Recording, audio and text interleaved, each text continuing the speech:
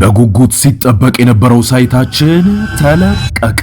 የትላልቅ ንግዶች መነሻ በሆነችው ተክለ ሃይማኖት ዘመናዊ ዱባይ ስታንዳርድ ሞል በአንድ ዓመት ጊዜ ውስጥ ተረክበው ወደ ስራ የሚገቡበትን ከ25 ካሬ ሜትር ጀምሮ ከበቂ የመኪና ማቆሚያ ጋር ከግራውንድ ፍሎር እስከ ሶስተኛ ፎቅ ድረስ ለመኪና መለዋወጫ፣ ለኤሌክትሮኒክስ፣ ለስቶር፣ ለካፍቴሪያ ሁሉንም እንደ ምርጫው ነግዶ ለማትረፍ ገዝቶ ለማከራየት ሱቅ ከነገበያው አቅርበንሎታል። እንዲሁም ፒያሳ ወዳጅነት ፓርክ ፊት ለፊት ባለ 1 መኝታ በ3.6 ሚሊዮን ብር፣ ባለ 2 መኝታ በ5.8 ሚሊዮን ብር ሙሉ ክፍያ በመሸጥ ላይ እንገኛለን። ለበለጠ መረጃ ከታች ባለው ስልክ ይደውሉ።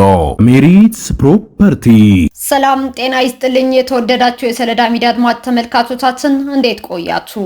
ለዕለቱ መራርጠን ወደ እናንተ ለማድረስ ያዘጋጀናቸው አዳዲስ ትኩስና ወቅታዊ መረጃዎችን ይዘን ቀርበናል። መረጃዎቻችን እየተከታተላችሁ እስከ ፕሮግራማችን ፍጻሜ ከኛ ጋር እንድትቆዩ ከወዲሁ በታላቅ አክብሮት ጋብዛለሁኝ።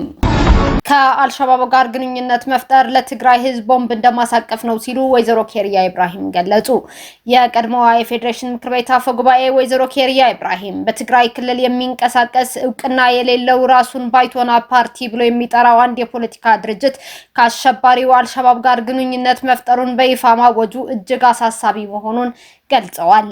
ይህ አካሄድ ቡድኑ ራሱን ከሀገር ውስጥ ፖለቲካዊ ግጭት አውጥቶ ወደ ዓለም አቀፍ አሸባሪነት እያሸጋገረ መሆኑን የሚያሳይ ፍንጭ መሆኑን ወይዘሮ ኬሪያ ጠቁመዋል። በቅርቡ በትግራይ መገናኛ ብዙሃን የተሰማው ይህ የትብብር ንግግር ከመጋረጃ ጀርባ ያለውን አደገኛ ሴራ የሚያጋልጥ ነው ሲሉ ወይዘሮ ኬሪያ ኢብራሂም ከኢቲቪ ጋር ባደረጉት ቆይታ ተናግረዋል። ወይዘሮ ኬሪያ ድርጊቱን ለትግራይ ህዝብ እቅፉ ቦምብ እንደማስገባት በማለት የገለጹት ሲሆን ጥምረቱ ህዝቡን ለማይወጣበት አዘቅትና ለከፋ ዓለም አቀፋዊ የሽብር ስጋት የሚያጋልጥ መሆኑን አጥብቀው ተችተዋል። ይህ ከአልሸባብም ሆነ ከሌሎች የጎረቤት ሀገራት አማጽያን ጋር የመተባበር አባዜ ለነገው ትውልድ የሚተርፍ የታሪክ ጠባሳና በማንኛውም ጊዜ ሊፈነዳ የሚችል የታመቀ ቦምብ መሆኑን ወይዘሮ ኬሪያ አስገንዝበዋል። የትግራይ ህዝብ ሁኔታዎችን ቀስ በቀስ እየተገነዘበ መሆኑን በመጥቀስ እንዲህ አይነቱ አደገኛ አካሄድ ቡድኑን ወደ ስልጣን ከመመለስ ይልቅ ህዝቡን ለከፋ ጥቃትና ለዓለም አቀፍ ማዕቀብ የሚዳርግ መሆኑንም አሳስበዋል። ጠቅላይ ሚኒስትር ዶክተር አብይ አህመድ ከአውሮፓ ህብረት የዓለም አቀፍ ትብብር ኮሚሽነር ጆሴፍ ሲከላ ጋር ተወያዩ። የኢፌዴሪ ጠቅላይ ሚኒስትር አብይ አህመድ ዛሬ በጠዋት በአውሮፓ ህብረት የዓለም አቀፍ ትብብር ኮሚሽነር ጆሴፍ ሲከላን ተቀብለው አነጋግረዋል። ጠቅላይ ሚኒስትር አብይና ኮሚሽነር ጆሴፍ ሲከላ ኢትዮጵያ ከአውሮፓ ህብረት ጋር ስላላት የረጅም ጊዜ ትብብር መወያየታቸው ጠቅላይ ሚኒስትሩ በማህበራዊ የትስስር ገጻቸው አስፍረዋል። በህገወጥ መንገድ ፓስፖርት ለማግኘት የሞከሩ ከ3000 በላይ ግለሰቦች በቁጥጥር ስር መዋላቸው የኢሚግሬሽን እና ዜግነት አገልግሎት አስታወቀ።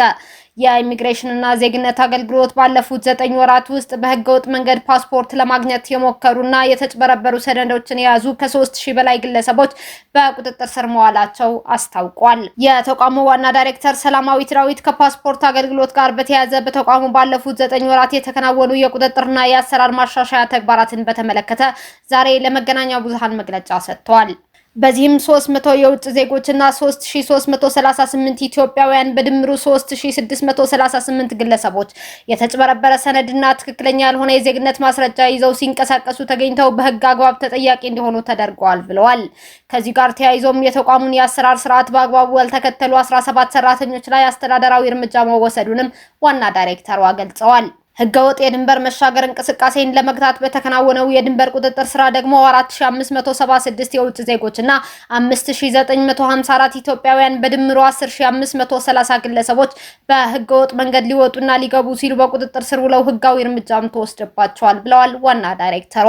በተጨማሪም የውጭ ዜጎች ምዝገባና ቁጥጥርን በተመለከተ በሀገር ውስጥ በተለያዩ ኩባንያዎች ውስጥ ሲሰሩ የነበሩ 42809 የውጭ ዜጎች ህጋዊነታቸው ተረጋግጦ ወደ ህጋዊ መስመር እንዲገቡ ደረጉም ተቋሙ በመግለጫው ይፋ አድርጓል። የኢትዮጵያ አየር መንገድ 6 ዘመናዊ ድሪም ላይነር አውሮፕላኖችን እንዲገዛ ተፈራረመ።